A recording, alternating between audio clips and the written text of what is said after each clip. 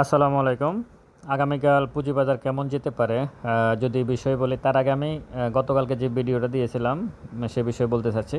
আমি গতকালকে পুঁজিবাজার কেমন যেতে পারে বলছিলাম। সেখানে আমি বলছিলাম যে মার্কেট আজকে একটু কম মাইনাস হওয়ার সম্ভাবনা আছে। আমি কিন্তু প্লাস হবে এটা বলি নাই। মাইনাস হওয়ার সম্ভাবনা ছিল এবং সেটাই হয়েছে, মাইনাসই হয়েছে, কমই মাইনাস হয়েছে।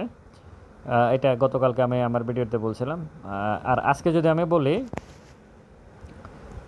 আগামীকালকের জন্য মার্কেট আজকে যতটুকু মাইনাস ছিল, আগামীকালকে এর থেকে কম মাইনাস হওয়ার সম্ভাবনা আছে।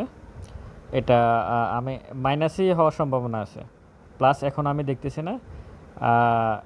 এটা বলা মুশকিল যে আগামীকালকের প্লাস হবে কিনা, কিন্তু মার্কেটের দুইটা পজিটিভ দিক আছে।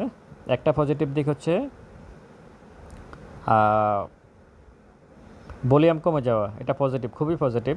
আর আরেকটা হচ্ছে মার্কেটে যে ক্যান্ডেলটা আজকে তৈরি হলো এটা তো ভলিউম কমে যাওয়ার অর্থ হচ্ছে যে সাধারণ বিনিয়োগকারীরা শেয়ার সেল দিতে চাচ্ছে না।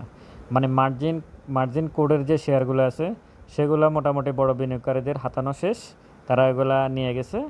এখন সাধারণ যারা ক্যাশ কোডের যে শেয়ারগুলো আছে এগুলোর জন্য আসলে মার্কেটকে এখন ক্যাশ কোডের বিনিয়োগকারীদেরকে মেন্টালি একটা টর্চার করা হচ্ছে শেয়ারগুলো যাতে সেল দেওয়া হয়, মানে সেল করে দেয়।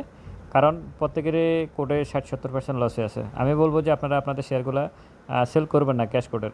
আপনারা ধৈর্য ধরছেন, শেষটা দেখেন। যদি মার্কেট থেকে চলে যেতে হয় একবারে চলে যাবেন, কিন্তু শেষটা দেখেন।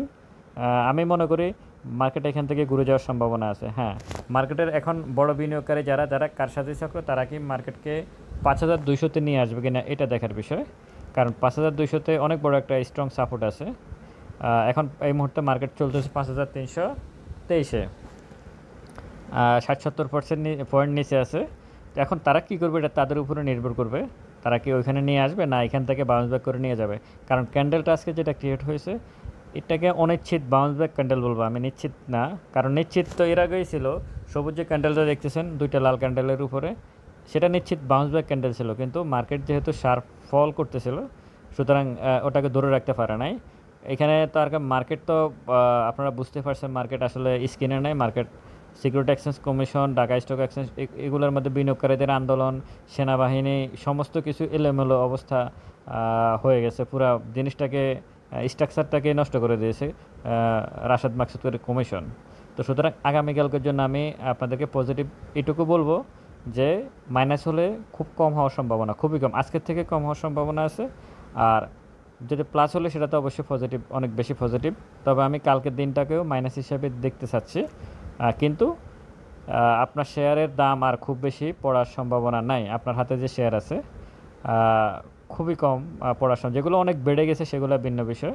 কিন্তু পড়তে পড়তে 50-60% যে শেয়ারগুলো পড়ে গেছে ওই শেয়ারগুলোর নিচে পড়ার সম্ভাবনা খুব কম, এটুকু আমি মনে করি। আর ইন্ডেক্স বাড়লেই যে আপনার শেয়ারের দাম বাড়বে বিষয়টা এটা নয়। যেমন 1000 যখন ইন্ডেক্স বাড়ছিল তখন ব্যাংকের শেয়ারের দাম বাড়ছিল, বাকি শেয়ারগুলোর কিন্তু দাম কমতেছিল। টেক্সটাইল বলেন, ইঞ্জিনিয়ারিং বলেন, মিউচুয়াল ফান্ড বলেন, সব কমতেছিল। তো সুতরাং ইন্ডেক্স বাড়া কমার বিষয় না, আপনার হাতে যে শেয়ারটা আছে সেটা কতটুকু স্ট্রং, সেটা ইম্পর্ট্যান্ট বিষয়, সেটাই দেখার বিষয়। তো আপনারা ক্যাশ কোডে যারা আছেন তারা শেয়ার সেল করবেন না দয়া করে। আর আগামীকালকের জন্য আমি স্টেট যদি বলি মাইনাস হওয়ার সম্ভাবনা বেশি, তবে সেটা খুবই কম। দোয়া করি আগামীকালকে মার্কেট প্লাস থাকুক এবং সমস্ত শেয়ারের দাম বাড়ুক। ভালো থাকবেন সবাই, দোয়া করবেন, ভিডিওটা শেয়ার করবেন। আসসালামু আলাইকুম।